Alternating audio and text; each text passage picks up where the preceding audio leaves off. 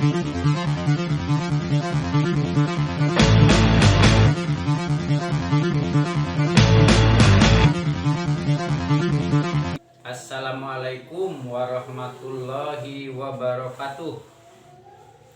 Alhamdulillah sehat selalu ya semuanya. Salam pecinta martabak, salam pengusaha martabak di seluruh Indonesia dimanapun berada. Semoga sehat selalu ya, jaga selalu kesehatan. Kali ini saya akan berbagi ilmu tentang bagaimana menyelamatkan adonan supaya lebih tahan lama ya, dengan berbagai aktivitas. Ada beberapa hal yang trik-trik para pedagang ya untuk mempertahankan adonan bisa tahan lama. Ini adonan udah saya buat ya, boleh dicek ya, kelihatan ya. Ini adonan udah saya buat dengan jumlah kapasitas 4 kilo ya. Nah 4 kilo ini kalau seandainya habis terjual ya, kalau saya rata-rata 450 sampai 500 ribu ya. Ini tergantung harga jual para pedagang masing-masing ya. Cuman ada beberapa hal yang sangat paling ditakuti ya semua para pedagang, khususnya adonan itu terkadang bisa tahan lama atau sebentar umurnya ya.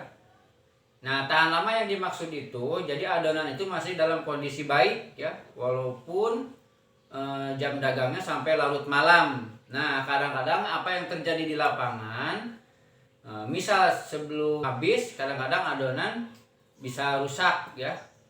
Gimana contoh rusak itu? Ya adonan kalau dicetak pertama susah matang ya. Kemudian adonan itu udah berbusa ya.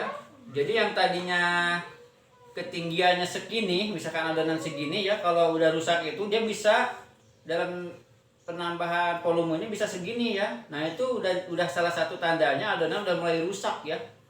Jadi kalau misalkan adonan ketinggiannya 1 meter ya, misalkan atau 30 cm ya, itu walaupun sampai larut malam yang bagus itu tetap kondisinya tetap kurang lebih tingginya 30 cm ya. Artinya adonan itu tidak terjadi proses pengembangan ya. Nah berbagai macam cara ya, salah satunya ada yang menggunakan metode adonan dasar ya. Jadi salah satu yang menggunakan metode adonan dasar itu yang paling original ya di dunia permartabakan. Jadi adonan dasar itu biasanya para pemain pedagang ya. Jadi kita ambil adonan, anggap ya ini adonan kita ambil ya. Ini udah ada adonan martabaknya. Nah ini biasanya rada kental dulu ya. Kemudian bahan pengembang, telur dan bahan-bahan lainnya biasanya masukin di dalam gayung ini. Kalau cara saya, nah ini saya nggak dilakukan seperti ini ya. Saya nggak pakai adonan dasar, tetapi saya paham.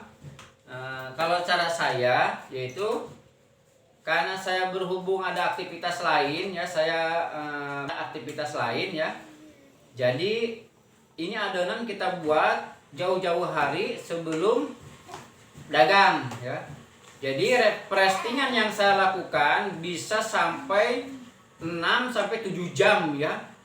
Sekali lagi, yang melakukan restingan 6 sampai 7 jam ya, itu sangat berbahaya sekali. Sangat adonan cepat mudah rusak kalau tidak paham ilmunya ya. Nah, masuk fokus ya. Ilmu yang pertama itu yang saya lakukan, pertama adonan wajib mateng ya. Sekali lagi, adonan ketika ngadonnya wajib mateng ya, harus bagus, harus kalis ya. Kemudian yang kedua ya, peralatan ini harus steril ya. Biasa saya menggunakan ember ini ABC ya. ABC yang saya maksud gini, misalkan kita tandain hari Senin kita pakai ember A, hari Selasa kita pakai ember B, hari Rabu kita pakai ember C. Nah hari Kamis kita kembali ke ember yang A ya. Artinya dalam 3 hari ini akan kepake ember itu di hari yang keempat. Nah itulah salah satu trik metodenya ya.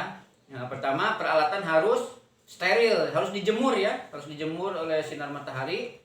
Nah, kemudian dicuci dan bersih ya, bisa menggunakan sunlight ya. Nah, alat pencuci piring itu ya. Jangan sabun ya, sunlight. Kalau sabun nanti bau embernya.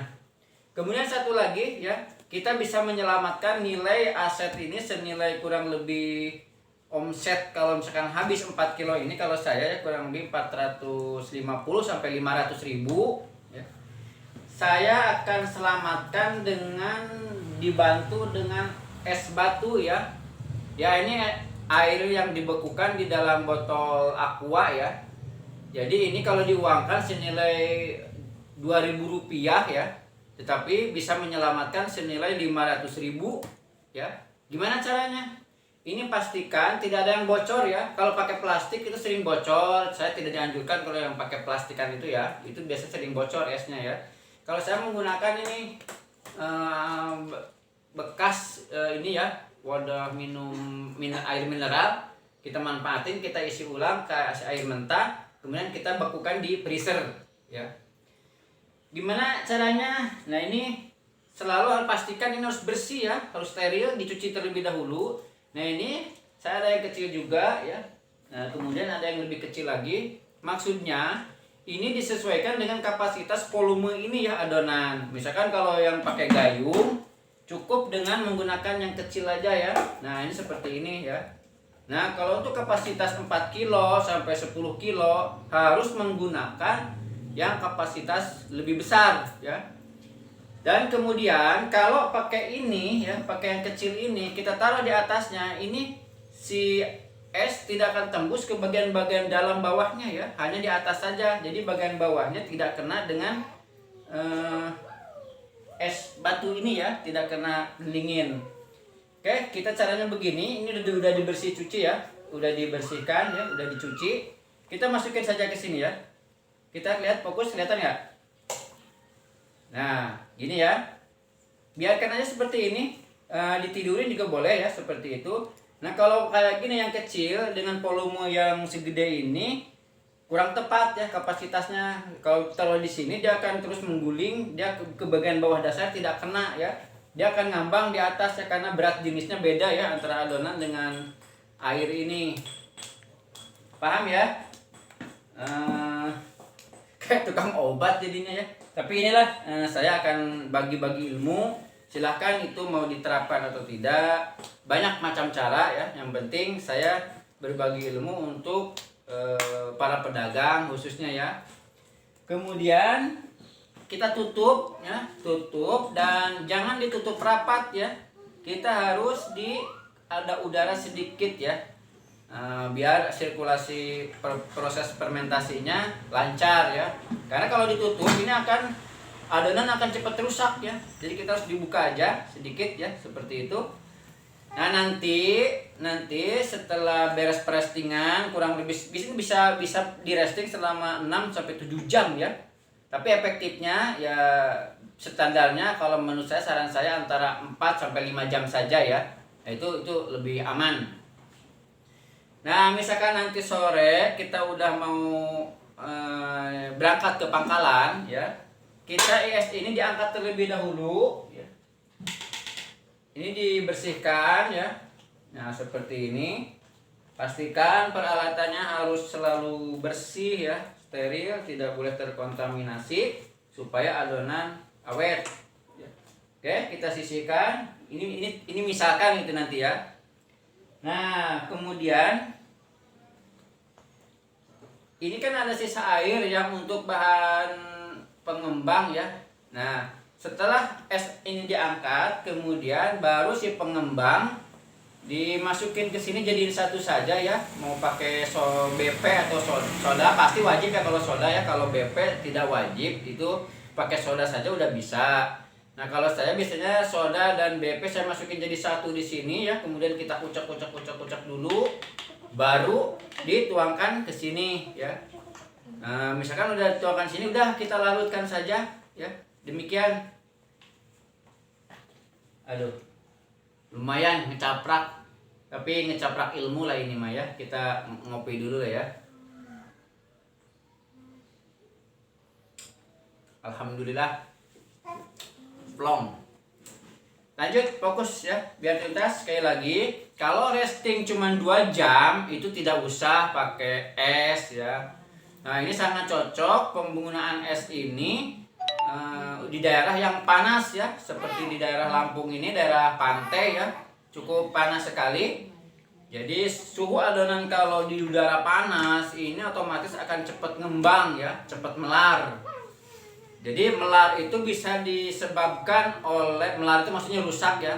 Adonan rusak itu bisa disebabkan oleh penggunaan pengembang terlalu banyak, kemudian peralatan tidak bersih ya, karena ada sisa-sisa bekas kemarin ya mungkin tercampur, kemudian pengadukannya kurang matang, dan udara sirkulasinya tertutup ya. Jadi di pangkalan juga harus dibuka ya. Oke, itu aja yang dapat saya sampaikan, mudah-mudahan bermanfaat ya. Silahkan dicoba, boleh.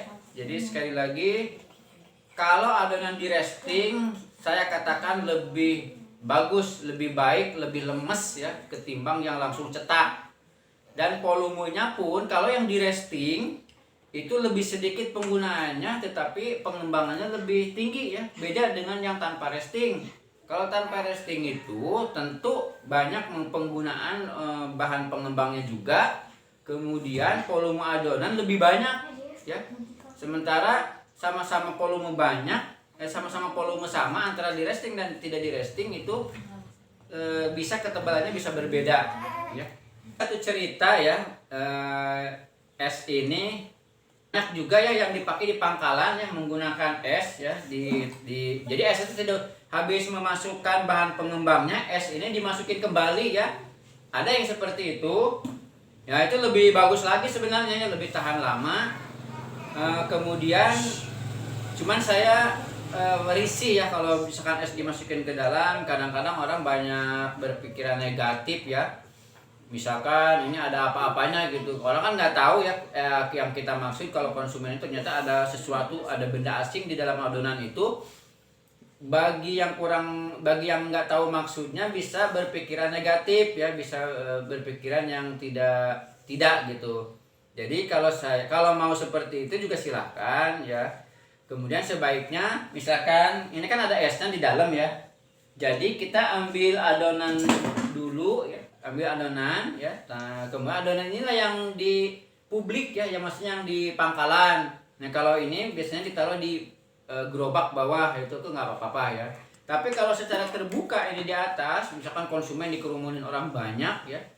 Pengalaman saya sering terjadi seperti itu di lapangan. Jadi banyak yang komen, ada apa itu, katanya di adonannya ada apa. Nah, itu saya biar tidak terjadi pro kontra ya. Akhirnya saya es selalu dilepas ya, saya taruh aja, udah kita ke pangkalan nggak pernah pakai es lagi. Dan alhamdulillah aman ya, lancar, jadi aman ya, lebih awet juga, tidak cepat basi seperti itu. Itu aja, mudah-mudahan bermanfaat ya. Salam sukses dari saya sendiri, nama saya Hermawan ya. YouTube saya Raja Rimba 81. Mudah-mudahan bermanfaat. Terima kasih atas perhatiannya. Jangan lupa like, comment, share, dan subscribe ya. Aktifkan lonceng notifikasinya biar selalu update info-info terbaru dunia trik-trik dagang ya. Semoga sukses selalu semuanya. Assalamualaikum warahmatullahi wabarakatuh.